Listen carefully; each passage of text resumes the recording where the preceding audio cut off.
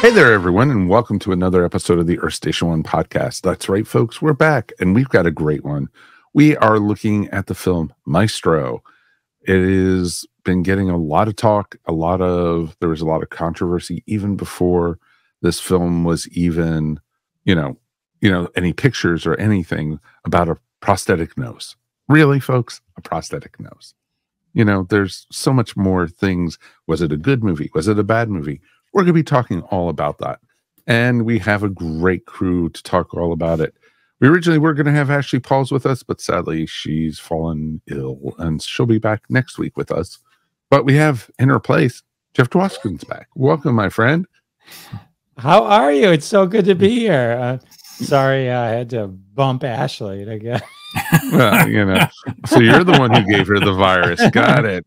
Sorry, I had to sneak in and give her flu. So we need Jeff last minute. I'm available. Well, we didn't even get you last minute. You were going to be up here anyway. So I know. But I know you just wanted the spotlight. So in that case, we'll just point the camera to you for the whole night tonight. So it'll just be the Jeff show. So there we go. So. I can point out all my goodies in the background. Of course. And of course, Mr. Mike Gordon is here. Howdy. This is going to be a fun one to talk about tonight, guys. And I didn't know what I was going to expect. I've heard performances were great. I heard, some people loved it, some people didn't. So it'll be very curious to see what you two gents are going to say about this. Remember, folks, we are going to spoil the heck out of this one. So be prepared. So if you're not familiar with the life of Leonard Bernstein, exactly. if you don't know if Leonard Bernstein is alive or dead, turn it off now because we're going there. We're going there. We are going to touch on all of that. So definitely. Before we touch on the movie itself, I think it should be pointed out too that for those people who might have looked at our schedule last month or whatever, might be surprised that we are covering Maestro as opposed to Aquaman 2. But to be honest with you, even though she's not here, the three of us, Ashley, myself, and Mike, kind of talked about it last week or so and said, you know what, none of us are excited to see Aquaman 2. Not by any means. Let's do something else. So apologies to everybody who went and saw Aquaman 2. Not that you were waiting for us to review it, but you wouldn't have said nice things about it. Don't worry.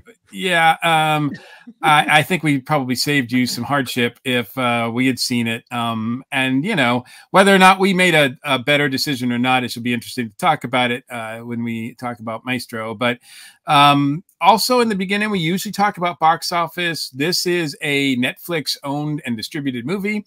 They released it to a handful of theaters for a couple weeks just so they could get that Oscar buzz, right? That Oscar nom, so that they could say it was in the theaters for a little while. They've released no information, big surprise. They've released no information about how well the movie did in the theater, but it was only a handful of theaters. It's roughly estimated that it made $500,000 in the theaters. So not a huge success. I have seen it pop up on the top 10 of Netflix as far as what people are watching. It's showed up on a lot of top 10 lists of folks that like folks lists, critics list of best movies of the year, best performance of the year. And I'd have to go through it individually, but I believe it showed up in nominations for best for Golden Globes, which just came out recently. Yes, it's nominated for best director, also best leading actor and best leading actress, and also best picture. Yes. So and to its credit, Aquaman 2 was not in any of those categories. so I'm no, but the Razzies are coming, so don't worry about that. they are. Do you know who the first winner of the Razzies were for best actor and best supporting actor? No, who? Neil Diamond and Sir Sir Lawrence Olivier. The Jazz Singer. Sorry, the Jazz Singer. I only know that because I happened to watch the Jazz Singer last night. Wow. and I was just Googling stuff. And interesting bit of trivia, I thought. My mother-in-law is a huge Neil Diamond fan, so we watched it multiple times with her, so I do understand. Oh, I love the Jazz Singer. It's like I don't. My wife was just randomly watching it. It was one of the greatest soundtracks ever. Mm-hmm. Mm-hmm. It's my second favorite Neil Diamond movie, so it was pretty cool. It's what, Saving Silverman? Yeah. How did you know? That's awesome. Come on, when he sings Hava Nagila at the bar, that was just awesome.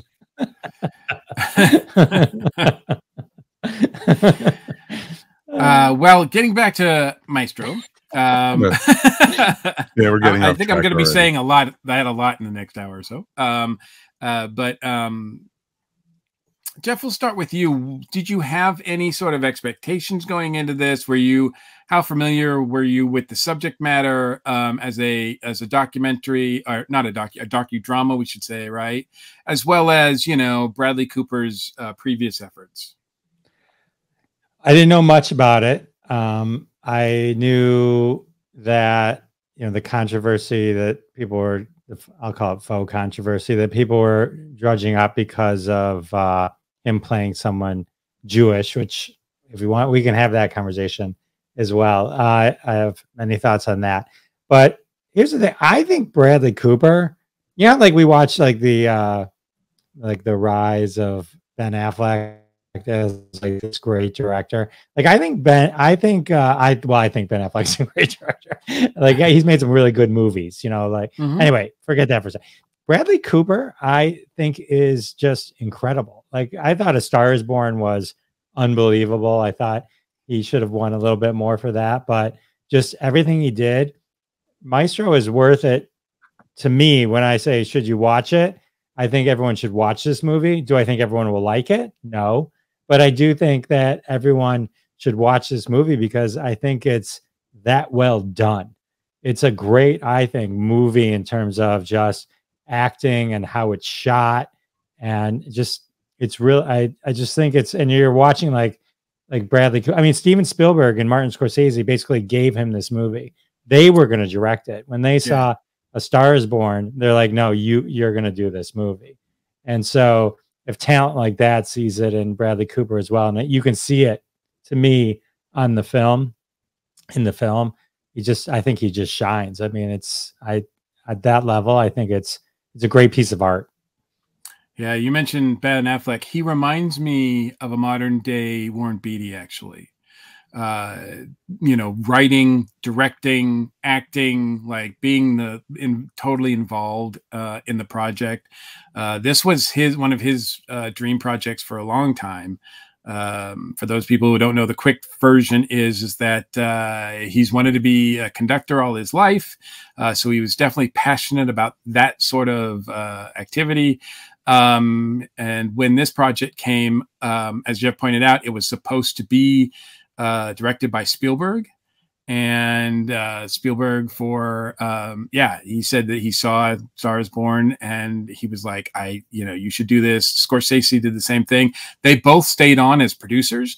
I think this is the only movie that the two of them combined have producing credits on one single film. So you're right. They believe in him enough to back him up on this project. As Mike pointed out, a little bit of controversy about the nose in particular, and about that whole process and that is a huge can of worms, which I don't mind getting into. But right now I want to focus on the movie itself. Mike, what about you? What were your thoughts going into this? Because I knew from talking to you that you were like, I think it's going to be better than Aquaman 2. But outside of that, did you have any expectations for this movie? It's interesting because, Bernstein's music has always fascinated me from when I first started hearing West Side Story and the score for it. And I've always been, when they announced that they were going to do a movie about it, I was like, oh, interesting. And Bradley Cooper has definitely always been on my radar since seeing him for the first time. I think was Hangover was the very first time I saw him. Wow. And, ever since then, pretty much everything he has done, I've liked. Star Is Born was beautiful. It was an amazing, amazing film. And I agree with what Jeff said, that the film should have received more accolades. than it even did. And Bradley, you know, I had faith in it and everything. And the first thing I even heard that they were doing the movie about was saying, oh, Bradley Cooper's going to be playing Leonard Bernstein. And they're giving him a fake nose, and because, you know, his nose is too small. They do prosthetics all the time on different characters and different movies and stuff. I didn't think it was that big of a deal. And, you know, this is coming from a Jewish person. So, you know, it's truthfully, I wasn't offended by it. And, you know, I was just curious. I hope the movie's good. And, you know, then they announced, you know, of course, you know, that they had, you know, Carey Mulligan playing his wife. And it was just like, you know, Sally Sparrow, come on, from Doctor Who, you know, and many other projects that she's done. She'll always be Sally Sparrow to us. She always will be Sally Sparrow to me. But, you know, there's just, and the different members of the cast was just like, wow, this was just really going to be very curious about. And I didn't know a lot of the backstory about his history and everything. So that's what also fascinated me. So, you know, we'll get into that in a few minutes about what I felt about the movie and stuff. But going in, I was excited as heck about this. Yeah. My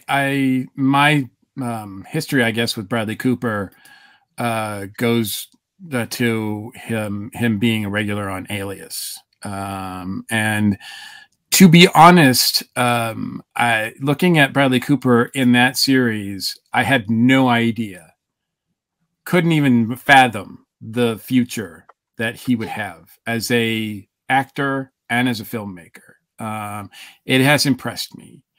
As you mentioned, Mike, I mean, we always think of Carey Mulligan as Sally Sparrow, and not in a derogatory way. I think a lot of us who watched her in that episode, that standout episode of Doctor Who, were like, yes, please, we want more of her. Could you make her a companion, please? I mean, it was just, we wanted more of her. And I don't think any of us are surprised that she's gone on to have an amazing career as an actress and up for many awards, and worthy of them too. But that said, I saw A Star Is Born and at the theater, and I loved it. I thought it was a great version of that story. It's been done 5-6 times now, I think, and Bradley Cooper was able to own it, make it relevant, work with Lady Gaga, who I thought did a tremendous performance, and you could just see that there was a lot of skill involved. So yeah, that alone made me interested to see what his next project would be, regardless of the subject matter. Now I pretty much know Leonard Bernstein mainly from as a score composer. You know, from the movies and West Side Story and his theatrical contributions. I doubt I've heard a single composition of his. And I certainly am not, outside of a few times that I've been to an orchestra performance, I'm not familiar with conducting as a particular art. I'm aware of it, but I don't know any details about it. And I'll tell you, after watching this movie, I still don't. But I'm with you. It's like they're just doing this, and then I don't. There's a scene where the other guy is doing it, and he keeps telling him he's doing it wrong. I'm like, what was he doing different than you were doing? And it's like, no, it's just, The movie, you know, the movie tells us how great he is, I think, without showing us a lot, like about how if you want to watch this movie to find out, you know, why he was a great conductor, why he was a great composer, the things that he did and accomplished, this movie it's not a biopic in that sense. I guess that would be a documentary. Like, this is more focused on the relationship that he had in particular with his wife. And that's, you know, that's okay. That's okay. So I'm not going to fault the movie for not, you know, for not giving me a handheld lesson in conducting. But I will say certain moments I think fell fell flat to me because of that. But I was really curious to see it, and I enjoyed it overall, particularly the performances, despite the fact that he had his hands full with directing this, and it's very skillfully directed, as you pointed out. It's very skillfully. This is a guy who's not just showing up and saying, point the camera and I'll do this. And then this guy, he's thought about it. The shots selections are very meticulously done. Whether or not he's successful or not, we can get into and debate, but I think you can't argue that this is a professionally made artistic movie. And there's great performance in this. I'm not surprised that a lot of them got nominated for awards. And I expect as the award season continues with the Oscars, certainly at least Bradley and Carey and a few others will probably be prominent in the award nominees. Oh, very much so. And that's the cool thing about it is, like you said, I also felt that there was missing, more of the conducting and such, and more of the magic from the music and everything. It was more about the relationship between Felicia and Leonard than anything else. Right. And I think that was intentional, but I also agree with you. It would have been nice to do a little 15-minute stint on West Side Story. Right. Mm-hmm. Exactly. I mean, they mention it pretty much in passing, and they use some of the music from it, which is an interesting choice, artistic choice during that sequence. But I don't know. I got the feeling that if you know his music, that you were probably clued into a lot of things that if you didn't, since I didn't know, I just missed it completely. Mm-hmm. Did you guys feel that way too? A little bit. Yeah, I mean, that's what I'm saying. Like, yeah, that's why I feel like a lot. If you watch this movie and you're into that love story and the nuances of it, then you'll dig this movie 100%. If not, then you come away with it like, oh, that was good. I see what they were doing, but I would have liked more of this. Like the West Side Story piece to me is what immediately stuck out. Is I would have loved to have heard more about his role in one of the greatest musicals of all time, because there's a lot of fascinating story behind that. Why were three Jews writing West Side Story? There's a specific story behind that, and that would have just that and just their collaboration, something that would not derail the whole film with it. But I think that enough would have got people even extra interested in them doing. Because to me, you see this movie, then you go do more research after. If you're really you have to. You totally have to. You like dive in, but it needed one thing like that, one mini deep dive to then you could find all the other stuff. But yeah, you guys get the Wizard of Oz stuff. It went from black and white to color. Yeah. I was going to ask you about that, because that was on my list to talk about, was the switching and the decision to go for the first 35-40 minutes was all black and white. Yeah, and then when the relationship was nice and glorious and black and white and romantic and everything. And the minute there was the seeds of trouble started, boom, we get color. Boom, we get color. And it's like, it was just interesting the way they did that. And it was, in some ways, I thought it would have worked better if it was either black and white the whole time. I think it would have made it a little more dramatic. I wouldn't have minded that. I like black and white films. Mm-hmm. Yeah, I was digging it that it was in black and white, because it gave it that docudrama of old feel. Well, no, exactly. No, you're exactly right with that. And that's one of the things I liked about that, was that, it gave you that kind of feel that you were getting, and it worked. It worked really well. Like the scene at the beginning at the party where the couple met and everything. It worked so well in black and white. It felt, in some ways, it was a retro film, and that's the feel that they were trying to go for. It was an interesting artistic choice. I will say that when I was watching the black and white footage, the first half of the movie or whatever, I did not, there was not anything in my head that went, boy, I would just wish this was in color. No. And likewise, when it was in color, there was no part of me that was like, man, I wish this was in black and white. So, I mean, it didn't really affect me in a negative way. I thought it was an interesting choice, but it was one of those things that's kind of like, it's an interesting artistic choice, but beyond that, what does it mean? Like, does that mean like, before it was just storybook, old Hollywood romance, or there was no realness to it, or if like when it was color, that's when things got real, or I don't know. There was a lot of questions. I mean, for a movie that was focused on the relationship, there was a lot of questions I had about their relationship that I don't feel like was explained very well. And to be honest with you, this movie, I like the performances. I respect the artistic decisions that he made, and I think it was well made. But overall, movie left me I thought it was disjointed. I thought there was a lot of like nice scenes, but I didn't think they necessarily were connecting very well. I came around with it basically thinking that was pretty good, but that's about as far as it went. I wouldn't put this on my best 10 of the year or anything like that. I thought it was well done, but it didn't connect with me as much as I'd hoped, I think. Right.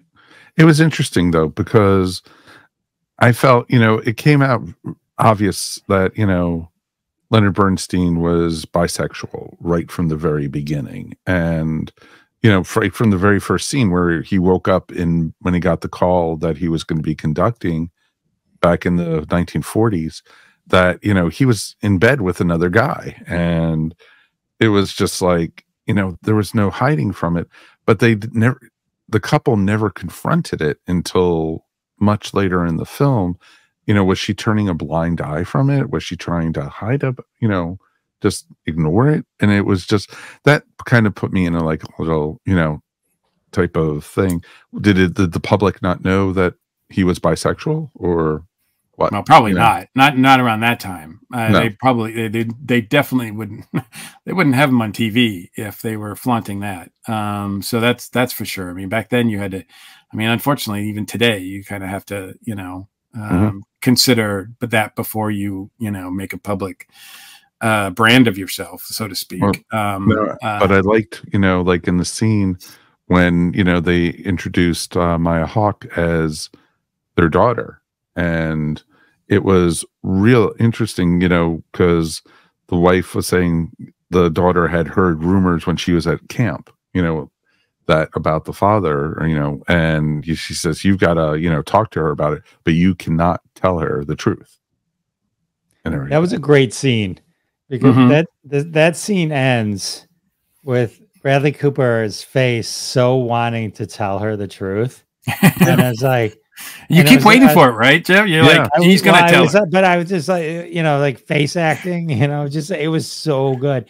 I got the impression that she knew he was bisexual, because I think even Sarah Silverman's character kind of at one point goes, well, there's things that come along with being with Leonard, and I kind of got the impression, as long as it wasn't flaunted in her face, she accepted it. Because once she walked in on it later, that's when it started to unravel a little bit, where she kind of lost it a bit. That was the impression I got. I don't know if I'm right or not. And she caught him in the hallway. Yeah, when she caught him in the hallway. But that was because because anyone could have caught him. And I think as long as it was her secret, then she could live with it. But yeah, because in a lot of ways that was disrespectful to her, right? Like now so that everybody knows this, you're disrespecting the relationship with your wife. And because now everybody's looking at her going, oh, poor thing, or what a fool that she's being fooled, all that kind of stuff. And that doesn't do her any favors. So, but I didn't get the sense that was building up. I didn't get the sense that, there's, like I said, some really great scenes in there. There's that one where they're having the argument, and during the Thanksgiving, and the parade floats are going by. I thought that was really kind of interesting and compelling. The camera just stays there, and we just watch them act, which is always great when you don't have to worry about cut, like, and all that. It's just two people in a room acting, and of course you've got this nonsense behind them, but I did think that was really like the scenes between them. I thought each individually were great. They both have chemistry together, and Jeff, to your point, despite the fact that he was wearing not just a nose, I mean, obviously his chin, his ears, like they did a lot more than him than just, but yet they still allowed his face to act. It didn't feel like it was frozen. You know, so I did appreciate that. It's interesting. If you look at the poster of him and Carey, and you see Bradley Cooper. But when I was watching the movie, I was like, wow, they did a really good job. You can kind of, it's Bradley Cooper, but you're not seeing Bradley Cooper. I agree. The prosthetics that they did to transform him into Leonard Bernstein was just incredible, like incredible. And especially when he was older, it was unbelievable. Yes, very much so. Yes. Yeah. I mean, with his arms, and you could see the spots and everything. Like, I mean, it looked great. Well, they did some great makeup work with all the way across. Yeah, when not Carey Mulligan's the makeup character was nominated for an Oscar. Oh yeah, very much so. Like when she was diagnosed with cancer, and the weight loss, and Carey Mulligan is not a very Zoftic woman anyway. She's very, very skinny, and to even make her look more drawn out than she actually is in real life, it was just amazing. And I thought it was good to see that, and the aging of him, and even when he was at the disco at the very end of the movie and everything, his hair was all white, and all aged out, and I didn't even think that's Bradley Cooper anymore. This is Leonard Bernstein, which was pretty cool, and that's what you want with a movie, and you got that. I read this somewhere, but I was actually feeling it the whole time when I was watching the movie. Somebody wrote, I heard somebody say, "Can you get lung cancer from watching a movie?"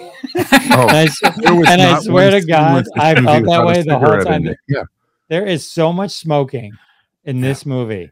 Well, like particularly by him. Yeah, by him. Yeah. I mean, it's like it almost gets uncomfortable at some point. Like you're like, oh my God. I mean, it's just like cigarette after cigarette after cigarette. I couldn't breathe.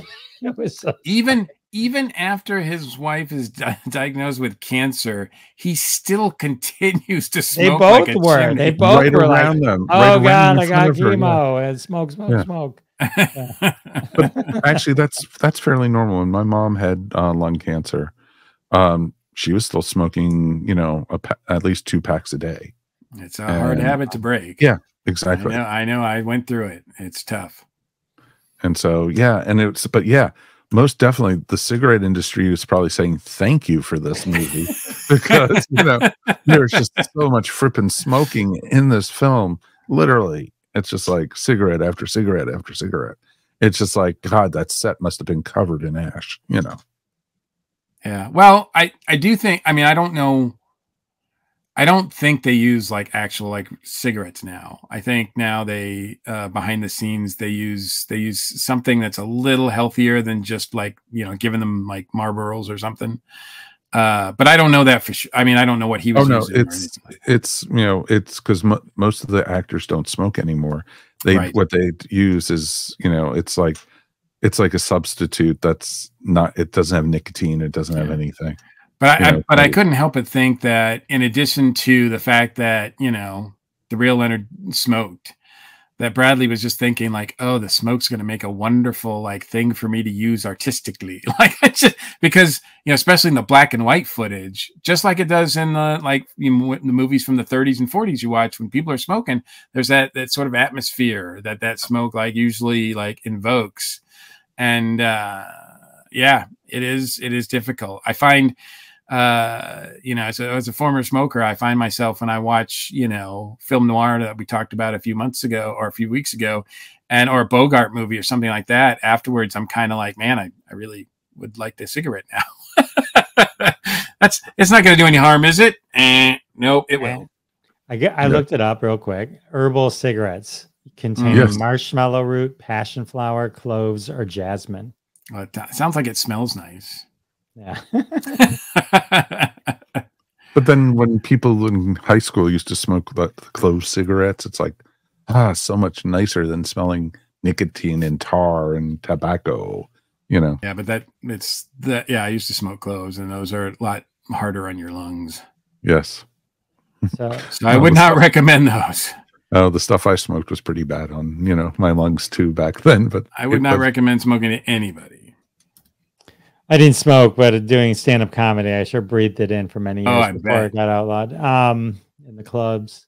Let's talk about that scene where they Bradley Cooper, the one that's going around a lot, where he's actually conducting.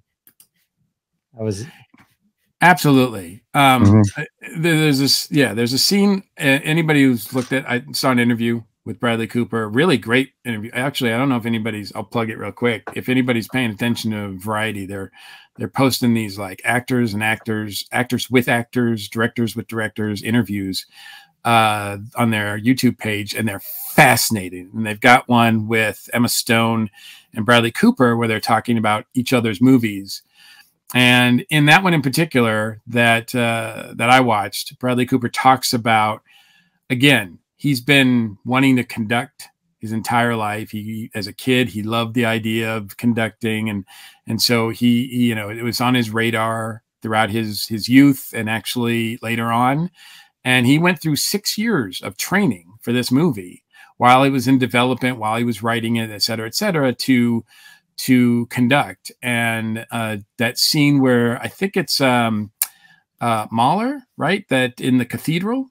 It's towards the end of the movie, but it's a symphony in a and I think it's a German cathedral, but I could be wrong about that. But in any case, they went to film it, and they've got an actual orchestra for him to conduct, and he goes through it, and they shoot it, and they get a few different angles, and they stop and they shoot it some more, and then et cetera, and afterwards. Bradley Cooper wakes up the next day and they're supposed to do other shots. So he's like, but he wakes up the next day and he's like, I don't think I really nailed it. I didn't feel good about what we did yesterday. So he brought everybody back to the cathedral, the orchestra, everybody. And he's like, you know what? We're going to do it this time. I'm going to conduct. And I just want a couple of wide cameras, like just, wide shots. Maybe a dolly shot coming in and slowly and everything like that. And then we'll do it. And so he did it again and he nailed it. Not just nailed it as a shot, but he nailed it as a composer. So much so that the conductor, who was the creative consultant on the show, came up to him and said, yesterday you were crap as a conductor.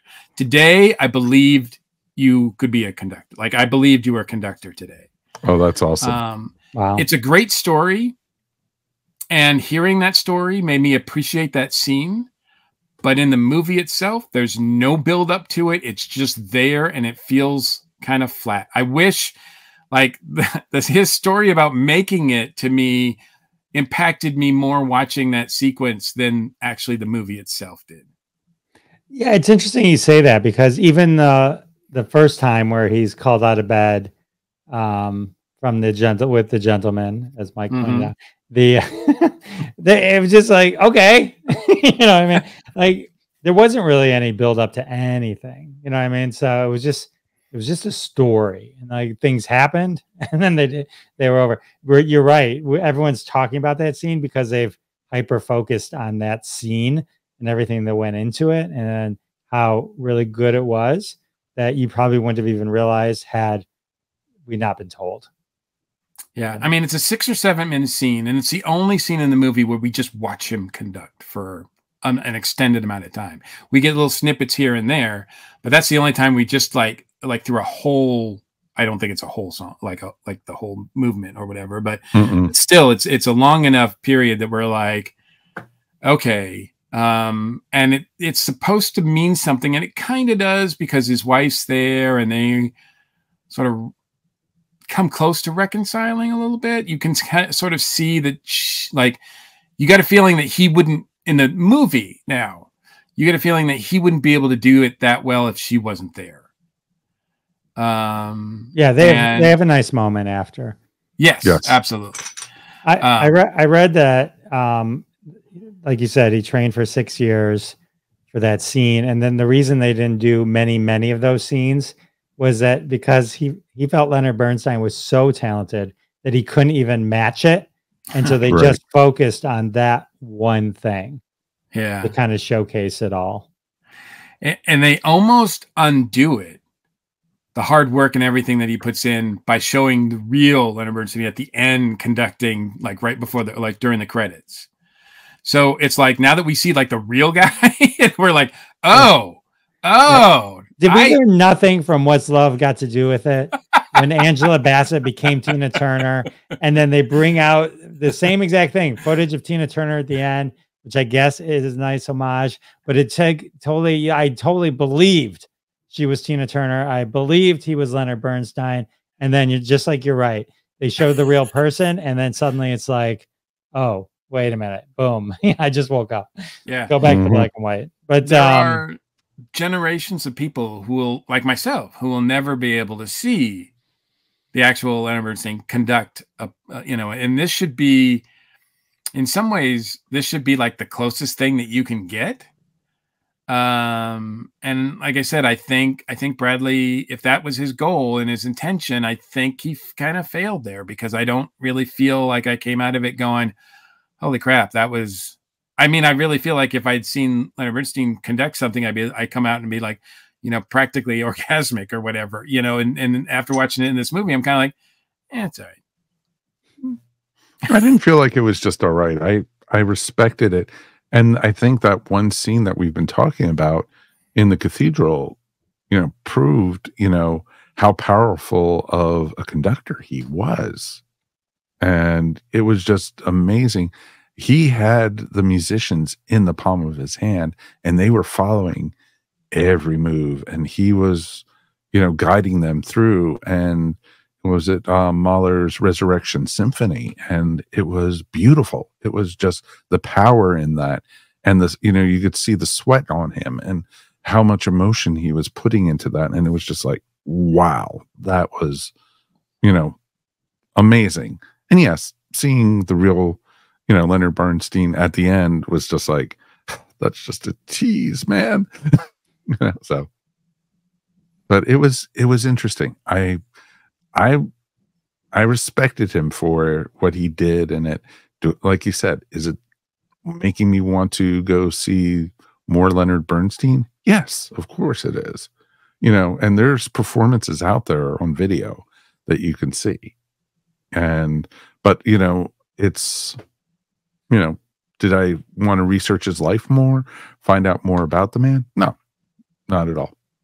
After seeing this, it could be too. I mean, obviously, I think the scale matters. So I watched it on Netflix, late at night or whatever on my TV, and which is, sizable, but it's not like if I'd seen it in a Dolby theater, would it have moved me to tears? It probably would have had a better chance. Right. And you shouldn't watch it on your 33-inch. I just watched it on my phone. Is that fine? Yeah. Yeah, with a pair of earbuds in it, Yeah, that's the best way to watch it. Is that fine? Is that okay to watch it on a plane? Yeah, on the screen on the back of somebody's chair. Yeah. Right in the middle of the orchestra, it freezes and goes, could you please buckle your seatbelts? We're preparing we're getting some turbulence. Exactly. I know. Filmmakers love that stuff, right? They love their movies watched that way, right? It's a perfect thing. I will say this though, and everything, I think it jumped a bit too much. It rushed some of the scenes, which I wish they would have had more like connection between the different scenes and everything. And it reminded me a bit of Napoleon that we reviewed a couple of weeks back, that, Napoleon jumped way too quick and everything. It like we talked about it on the show, and we said it was the fastest long movie that we've ever seen, and it felt with this that they were kind of doing some of the same things. The scenes and the years were jumping boom, boom, boom, boom, boom right through. And, I wish it had more exposition between it a little bit. Yeah, I think, I'm like you. Like I said, I think there were a lot of great scenes, individual scenes, but then the connective tissue between them, I don't know if it really worked for me. They seemed not random, but they were disjointed. It didn't seem like one naturally led to another. So I didn't come out of this like, thinking it was one great story. I was like, oh, those are a lot of really great, powerful scenes stitched together. That's that scene when he's in the convertible and REM is playing Leonard Bernstein. I figured Mike was going to mention that. Actually, I was like, I was saving that. Actually, it was one of my highlights about it. I mean, it's amazing to me that he was still around when that song came out. I have no idea. See, but we don't get to see his reaction to it, which is a little disappointing. And it was just playing on the radio when he pulled up. Yeah, I guess he really only survived like 3 years after that song came out or something like that. That came out 86, 87. I read 3 years. Yeah. Yeah, and he died in 90. So yeah. Plus, he didn't know about it. It would have been longer, but he didn't know about it right away. I'm just kidding. Word didn't get around to Leonard Bernstein that he was in the song for 6 months. They're band from Georgia, dude. They play. All right. Any other thoughts on any of the supporting actors? Mike, you mentioned Maya Hawke. It's always great to see her. Of course, she's got great lineage behind her, but I think she's still by herself manages to impress me every time I see her. We saw her in Asteroid City earlier this year. Of course, she's from Stranger Things, and I just think she's great. She's been really good. Yeah. She's really good. Yeah. She's been popping up in a lot of different things, and I think she's going to be a huge talent in the future. So Sarah Silverman. Sarah Silverman was going to be the other one I was going to mention. She was awesome. Yeah, it's like I haven't seen her in a while. She hasn't done a ton of movies. She's been doing other projects. I'm gonna pivot to the Jew face conversation real quick using Sarah Silverman because what really struck me, right? So there was this whole controversy, right, at the beginning with his nose, in which they caught the one still photo that made his nose look like what one would call a giant Jewish person's nose, and then made a big shtick about it, forgetting all the real other context that went behind it. But what was interesting to me was one of the biggest celebrity proponents against non-Jews playing Jews or Jew face, she actually coined the term, was Sarah Silverman. So to see her in the movie was interesting to me because here's a guy that they put a lot of prosthetics on to make him more stereotypically Jewish. I mean, that's how he looked, but the big nose, let's face it, that's, when you're talking about like stereotypical drawings and stuff like that, that's, I think the Jews got the corner on that one. And so it was just interesting. But when I was watching it, if you literally watch the movie, there's not a time that I think, oh, this didn't look natural. Bradley Cooper, I thought, looked great. I mean, to me, he looked like Leonard Bernstein. I mean, it was just like, I thought they did an amazing job, and so, I think that was just, everyone has to have a problem with something. So, I mean, they're focusing on the nose, but like I said, I mean, the chin, the ears were longer. Like, I mean, and the hair, the way that, I thought the entire makeup job was great on him because I did not look at him and see Bradley Cooper. Obviously it takes a few minutes when you're watching something and what Bradley Cooper looks like, and with this Bradley Cooper. So you're like, okay, my brain has to figure this out. But then, I think within the first few minutes, I'm sold. And I think black and white kind of helped that a little bit. Just because it kind of masks a lot of the prosthetic glue that we see sometimes, et cetera, although now most of it can be corrected with CG and all of that. So I think that, this, he didn't look like a Hirschfeld painting or portrait, like caricature, right? He looked he looked great. And like as older Leonard Bernstein, I thought he looked even better. Yeah. I mean, that was, what you think about like Chris Evans as old Captain America. I mean, like this is like, he looked like I really believed this guy was like 80 or whatever he was. I mean, it was just exactly. It was unbelievable makeup. Unbelievable. Jeff, No, Jeff, and to your that was point, one of the cool things. Oh no, one of the cool things with it.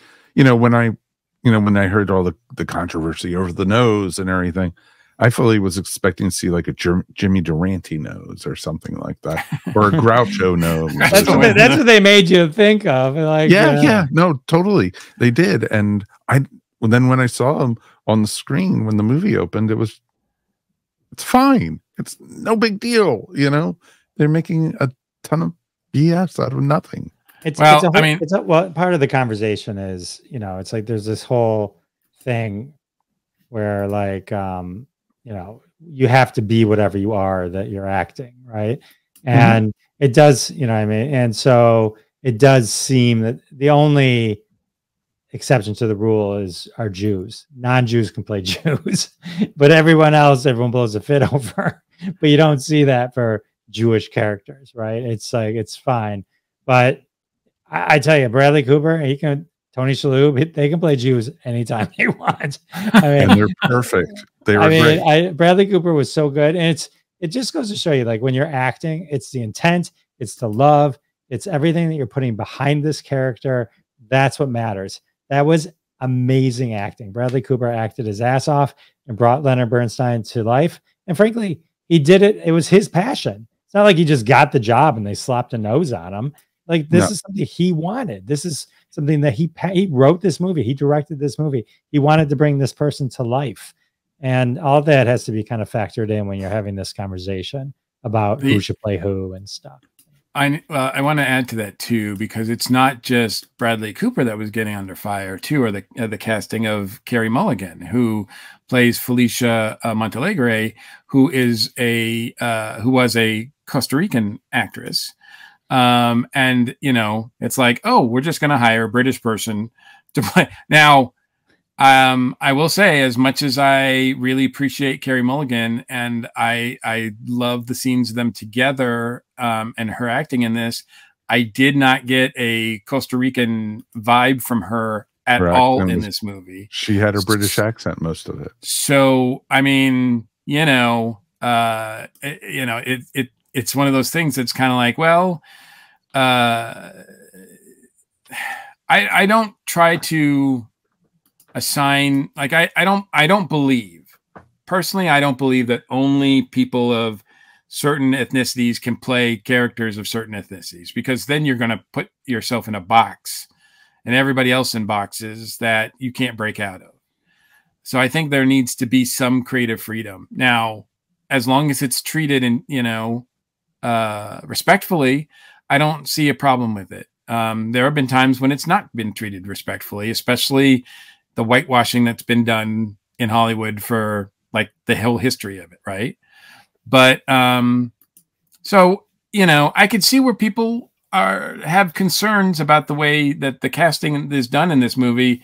And it's great that they bring that out, because I mean, I don't think it, if people want to be critical of the movie for that, then that's their choice. But I didn't get the sense that it was anything offensive or disrespectful in the movie. And I think that's what the key is. I agree. But I mean, it is, otherwise you just have to, like, I don't know what you can do about it, really. What can you do? What can you do? I know that, I'm actually kind of worried, because I'm like, okay, sometimes some of us have, like, I think some of me, I don't know whether to say Bernstein or Bernstein. Like, so I don't want to be offensive in that. I think it's Bernstein, but I don't want to be offensive in that way either. Well, you can put, I think it happens to be Leonard Bernstein or Stein, or whatever. I mean, it's pronounced either way. It just depends how they pronounce it. The spelling goes either way. You know what I mean? Well, so it's the same thing how my grandmother thought for many years that Bruce Springsteen was a nice Jewish boy. Yeah. But Adam Sandler put that one to rest. Oh, I know. Not a Jew. All right. So, let's rate it. I mean, we'll do it over, like, 5 stars, I guess. Where do we rank this as far as, whether people should check it out? It's on Netflix, so you don't have to pay any additional extra. If you're already a subscriber to Netflix, you can watch it. Jeff, should people check out Maestro? I definitely think you should watch it. Whether I think you're going to run to watch it again, no, but that doesn't mean you shouldn't watch it one time. I'm going to give it like a 4. I think, because I really think it's very, I think it's worth, I think you should check it out. Yeah. Don't watch Aquaman 2. If you were going to watch Aquaman 2, or if you did watch Aquaman 2, you owe it to yourself to watch this. I just think it's a great filmmaking. It's like a blockbuster indie film. That's how I kind of looked at it, Interesting. Cool. Mike? No, I'm going to give this one a solid 4. Originally, it was interesting. When I was first watching it, I was like, it's okay. It's okay. But I started getting more into the characters, more riveted to it. And it just started getting, to me, it got better and better as the film went on. And the performances were amazing. Carey Mullligan, if she does not win Best Actress for this, I'll be shocked. Unless they're going to give it to Barbie. But, that's a whole different story. But, I'm thinking... Hi, Barbie. Here's your Oscar. Exactly. It's a pink Oscar. Pink Oscar, of course. But yeah, definitely. I think a 4. It's a very solid film. I definitely recommend you watch it. And, it's entertaining, and that's what you want from a movie. And it has its faults. That's why I didn't give it a 5 or anything higher than a 4. But, it's entertaining, and if it's on my top 10 list, it'll probably be number 10 for my list of this year. And, that's saying a lot right there. I think Maestro is a solid effort. I applaud Bradley Cooper for taking such a big swing, because I do think there was a lot to try. That was a challenge in this movie. And I think for the most part, he succeeded. I wish that it was written better. I think that was my big thing. I just wish that, it connected better. But I do think the performances are worth checking out in itself. I'd give this a 3.5. So slightly down on it than you guys, but I still think it's worth checking out, especially, it's not going to cost you anything extra if you have Netflix. So that being said, that's our rating for this. And I think it remains to be seen. At some point, maybe I'll check out Aquaman 2 and see if that was it's better than this one, Mike. It's better than this one. So is it the savior of the DCU that they've been hoping for? Well, too late for that. And Zachary Levi talked himself out of his job. So exactly. Yes, every week. So anyway, I'm curious to see what Bradley's going to do next. I think there's some really, he's going to be capable of some really amazing stuff, I think. Well, cool. So check that out on Netflix, and we're going to take a quick break. And when we come back, we're going to close out the show. Okay, YouTube folks, this is our bonus part. This is where we just talk about whatever we feel like and such. It's interesting because this year's holiday season of films hasn't been as strong as normal. We drove, we were out and about Christmas Eve and then also yesterday during Christmas, and we drive right past the movie theater that's usually packed, at this time of the year. The parking lot was like half full, for any kind of movie and everything. What do you guys, was there anything worth seeing at the theaters at all this year? This year? Well, for Christmas. Oh, okay. Well, here's the thing.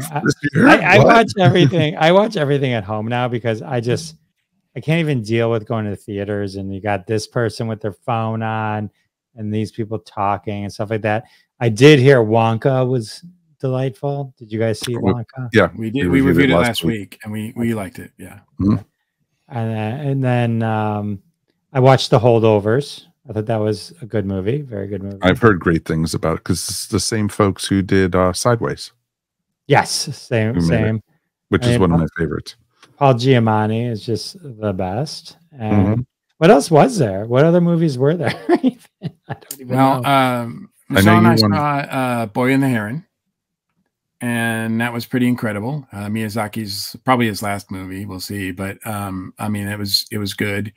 I've already got a ticket tomorrow to go see Poor Things, because I think I've heard really good things about that. Don't know if I don't think it's a Christmas movie for the whole family, but I mean, I've heard good things about Color Purple. I've heard, I think that there are, I mean, I don't know. I kind of shake my head at people who say that there's nothing good out there and there hasn't been anything out there this year. I mean, I've been narrowing down my list to 10. And granted, there's only one movie that I've given 9 stars out of 10 to, and that was Godzilla -1. Mm-hmm. But I have several, like a dozen or so, 8 that I think are really solid movies. But as we talked about before, Mike, going to the movie theater is all, I mean, that the whole picture is different now. And everything's streaming on different services. So I don't think people are watching the same things. So nobody's talking about the same things. But I think there's a lot of great movies out there. In fact, over the weekend, I also watched Anatomy of a Fall, which is a French movie that came out this year. And I can't remember the actress's name, but boy, if Carey Mulligan's going to have a challenge, like it's going to have a fight for the best actress Oscar, it's probably going to be from that movie. The woman in that movie was really solid. Mm-hmm. But I've been hearing good things about the actors in Color Purple too. So, yes, absolutely. I mean, just look at that list. I mean, that's a pretty impressive cast list. I haven't even seen the movie yet, but no, exactly. And I've been hearing nothing but great things about it. And Emma Stone is probably going to be nominated for Poor Things. Due to the controversy of that movie, I don't know if it's going to actually get any awards, but I think they're going to put in some nominations just to say that hey, we're cool. Oh, very much so. I think Oppenheimer had the same issues as Maestro, meaning if you didn't know the story, you would have enjoyed it more if you really were intimate already with the story. Like if you knew Maestro, if you knew that love story, if you knew the beats of that movie, you probably would have enjoyed that a lot. Like when I watched Oppenheimer, I just knew the guy made a bomb. That's literally all I knew going in. And the way it kind of just assumed you knew everything about this guy. I have to watch that movie again, I think, to fully appreciate that movie. But I feel like sometimes, like a lot of these movies, they're like assuming you know too much. You know what I mean? Like, and that's that. I mean, I enjoyed Barbie a lot. I don't think it should win. I don't know what awards it should win. It was just a fun movie. Let's not get crazy. But like, but I end up watching like I saw half the Taylor Swift. Like, I think Taylor Swift did to the movies what Marvel did to the movies. Wow. I just mean like it just took over. Like, I mean, like, like everything's Marvel now, right? I mean, it's like, and everything's that, and like Taylor Swift, I mean, just that whole story in itself, just how she bypassed the system and made $1 bazillion with a 3.5 hour movie. That's like the Swift mania or whatever has been going around. I mean, she's just conquered everything this year. Like, yeah, I mean, she's incredible. To be clear, the Swifties listening, we think you're incrable. That wasn't. We do too. If any Swifties are still watching us, that was an we love you. Like, you really, really do in our heart. Wait a minute, I don't have my friendship bracelet on. Sorry, but my Swiftie bracelet.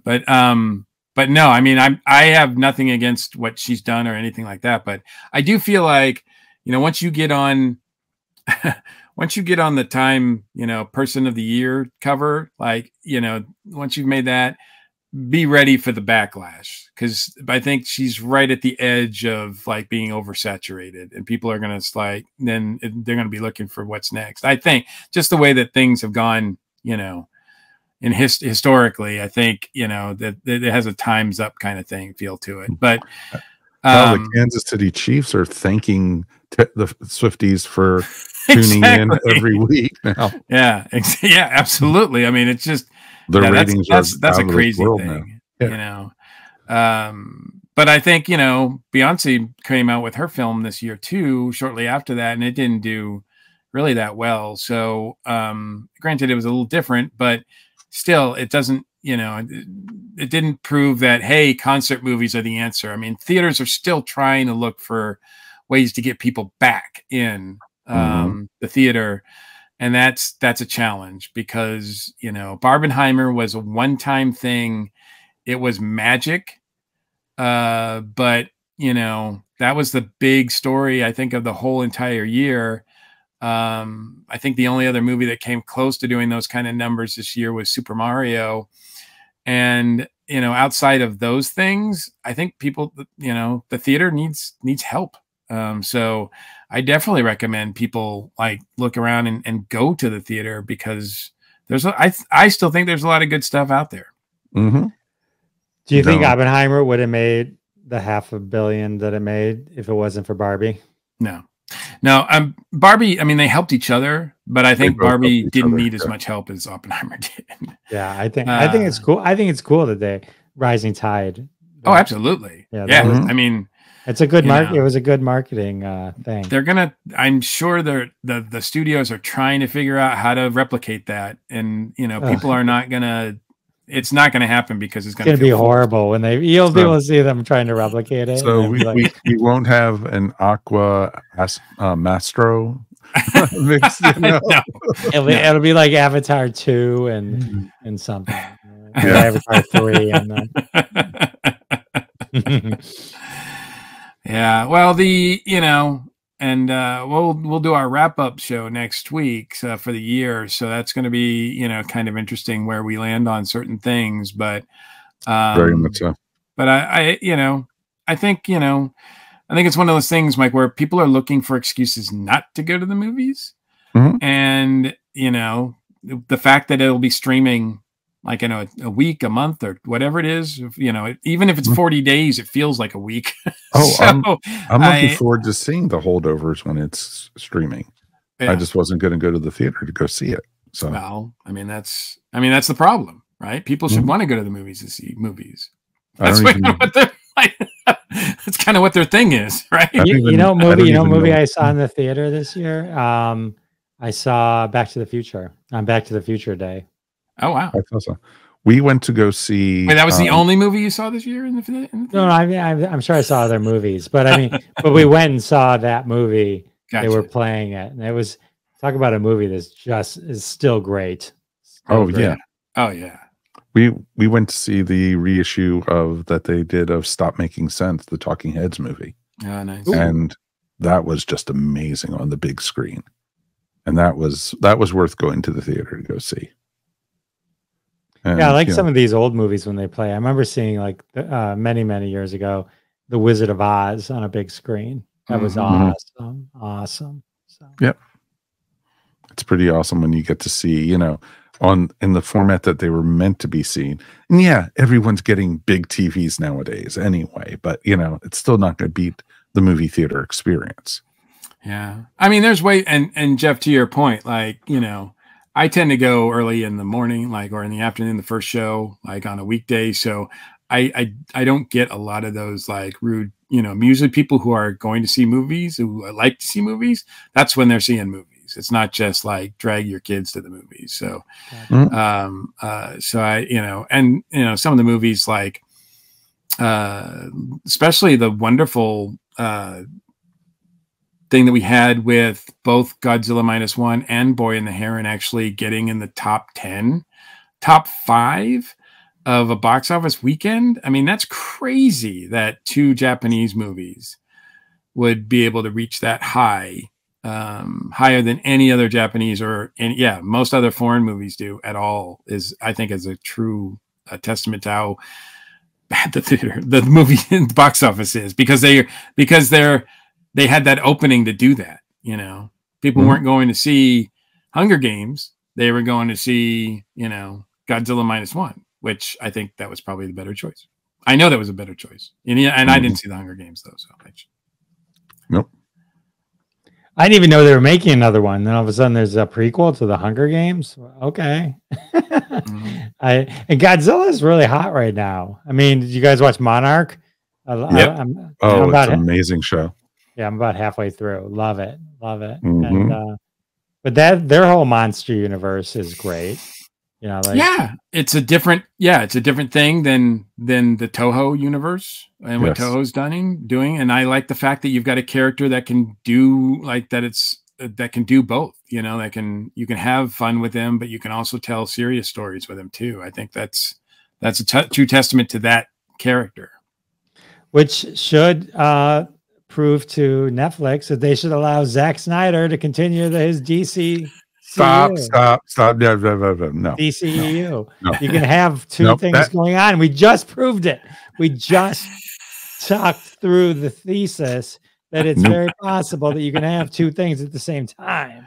Yeah, but the difference is that Godzilla -1 did not make even like a fourth of what the legendary Godzilla movies do. So, yeah, it might be getting critical acclaim, but box office wise, yeah, nobody's going to sell that. And I still know people who, won't see movies if they're subtitled.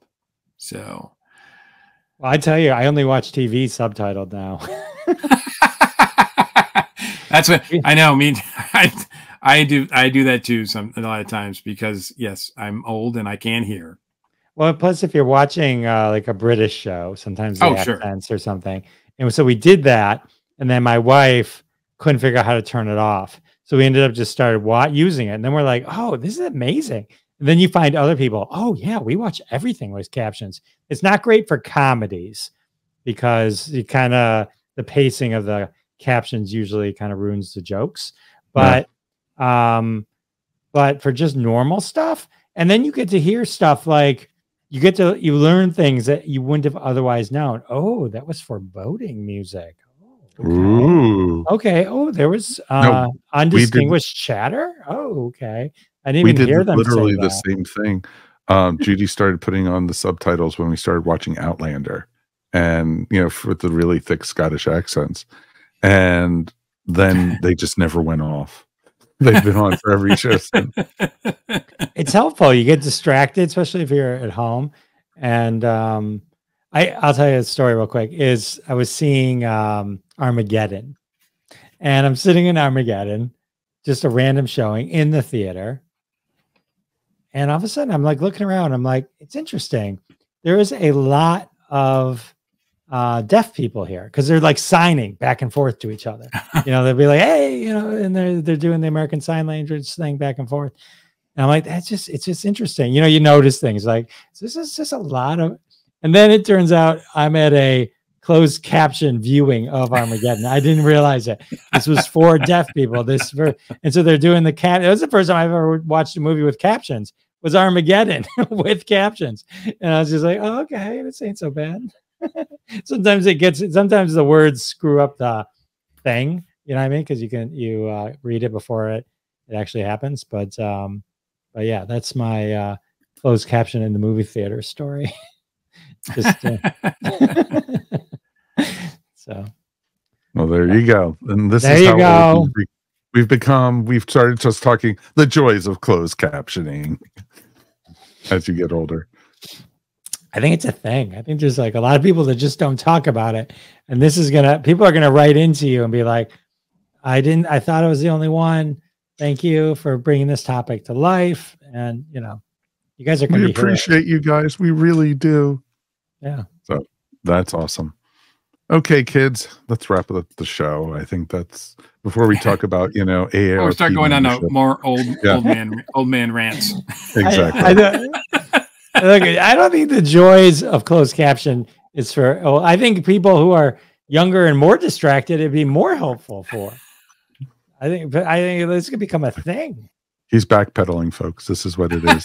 No, I'm in. I'm going to start a podcast just on closed caption.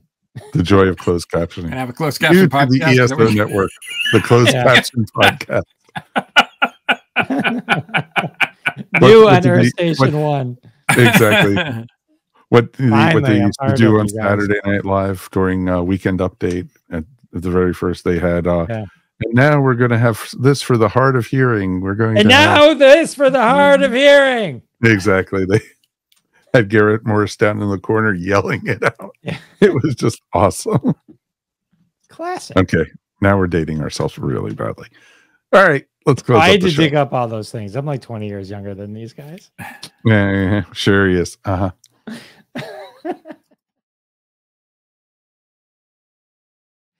So that's going to wrap up another episode of the Earth Station One podcast. I want to thank everyone for joining us tonight. Jeff, thank you, my friend. Thank you, guys. This was always a blast. I know we had to beg and plead to get you on the show, but we do appreciate it. I will never turn down begging and pleading. Of course. Please join us. Anything you want to shout out about or promote? You can check out my podcast, Classic Conversations. It's on all your podcast networks. You can check out my startup. It's stampede.social. You're heavy on Instagram and you're looking to help drive listens or anything like that. Built a pretty cool technology there. Awesome. But yeah, so that is awesome. And always happy holidays to you and your family, my friend. Happy holidays to you guys. Happy New Year, everyone. Everyone, yes, this comes out right before the New Year. So very cool. And Mr. Mike, we've made it through another one, my friend. We did. And as always, it's my pleasure. Anything you want to shout out about? Yeah, I do. I want to give a quick shout out to a cartoonist. It's been doing this for a long time, cartooning for a long time. Patrick McDonnell has a strip called Mutts, which is just one of my favorite strips that's still in. I know that people still do funny pages and funny comic strips. And yes, Patrick McDonnell's been doing it for a long time. But he recently overtook like a really big endeavor for him. He had a storyline that lasted, I think it was about 7 weeks total. One of the characters that is in his strip is called Guard Dog. And it's basically a dog that is chained and is always pictured chained in his front yard or in the backyard. And it's sort of the role of this character is to raise awareness for the cruelty of tethering and just leaving animals out and we all know, unfortunately, neighbors who do this. It is cruel and it is awful. And Guard Dog was introduced in the strip in 1995. And Patrick has always said that one day before he ends the strip, he will free Guard Dog. And that wonderful moment came this past month during, like I said, a 7-week storyline. And I think he has plans, if people missed it in the newspaper or online, wherever you get your comic strips, please check it out. I think it's going to be released in book format as well, but it was really touching story. And it was probably one of the most ambitious things that Patrick McDonnell has ever done. And I applaud him. It's not very often these days where you hear about the comic pages making the news. So good for him for doing that. And it just shows that, it's still a valid art form that I think people should check into and check out and take seriously, because it's, there's still people actually doing some really great stuff in it. So, and yes, and if you know someone or, please don't tie your dog up in the backyard and leave him there for overnight or whatever. No. I mean, unfortunately, we hear barking all the time in our subdivision because people do that. Almost everybody I know knows somebody who just leaves their dog out all the time. And it's like, it's cruel. Don't do it. I don't know why these people even have pets if they're going to treat them like that. Mm-hmm. Totally agree with that. And I know so many people who have gotten pets for Christmas or Hanukkah or for whatever holiday they celebrate right now. And folks, keep those dogs inside. And, as they get older, they're going to do stuff and everything. Have some patience and everything. Don't send them back to the pound just because they chewed up a pillow or peed on the inside of the house or something. Patience, my friends, patience. They're now members of your family. You wouldn't send your kids away, would you? Well, let me change that subject there. We're not going to touch on that one at all. So I think if people had the choice, they might. Yeah, exactly. All right, my shout out real quick. Of course, we have the premiere of the Doctor Who Christmas special this last week, and we got Ncuti Gatwa in his first full episode as the 15th Doctor. And you know what? It was wonderful. It was great to see him and to see him in action. We got him a bit at the end of the 60th anniversary, the giggle. And it was great to actually see him on his own and with his new companion, Ruby Sunday. And it was just a ton of fun. And we're going to be talking all about it this week on Earth Station Who. Shocker there, folks. And so please join us for that. And I'm going to announce it now that on January 9th at 8 p.m. Eastern, we are going to be doing a live Doctor Who special for talking about the state of Whoism. So we're going to be talking about all three specials, talking about the Christmas special, and talking about how things went. Did it work? Did it not work? What did we think about it? And a lot of folks who listen to Earth Station Who have already know what we thought about those. But it's going to be nice because we'll have a live audience with us and everything. So we'll be up on YouTube. We'll be up on StreamYard. We'll be up on Facebook in different locations. So definitely look out for the banners coming soon. So definitely join us for that. We definitely would appreciate that. It's going to be a ton of fun. And, we'll have some folks who haven't been on the show for a bit, and we already are lining up who we're getting and everything. So it should be a great conversation, and it's just fun doing a live episode like that. So it should be tons of cool stuff. All right. That's it for this week. Thank you as always for being here. It was fun talking about Maestro, and, Ashley, get better if you get a chance. We miss you, hon. Feel better. Thanks for listening to the Earth Station 1 podcast. Always remember, we couldn't do this without you guys, and more so now than before. If you want to support the podcast, please check out our Tee-Public store and get some really cool ESO Network swag. Wanted to say also thanks to our friends over at our Patreon. We have a great group of patrons over there who have been supporting us for quite some time. And you know what? As the new year comes to an end, thank you guys for a wonderful 2023. And hopefully, we got great things planned for 2024. So definitely stick with us. We would really appreciate it. And you too could become a patron for as little as $1 a month. All you have to do is go to patreon.com/ESO Network. We also want to hear from you as always. Please check us out at feedback@earthstation1.com.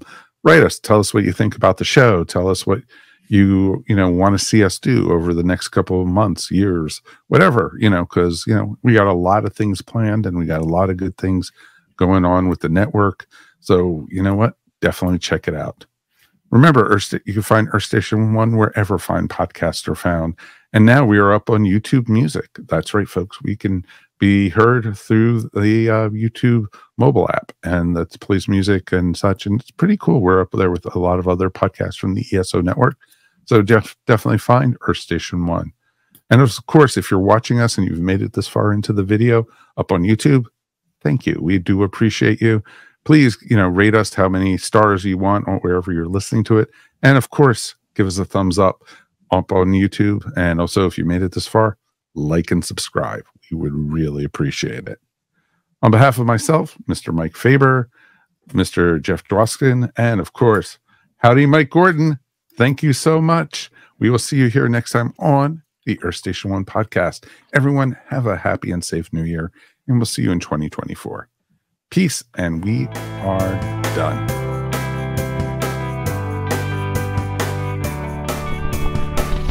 You're listening to the ESO Network, your station for all things geek.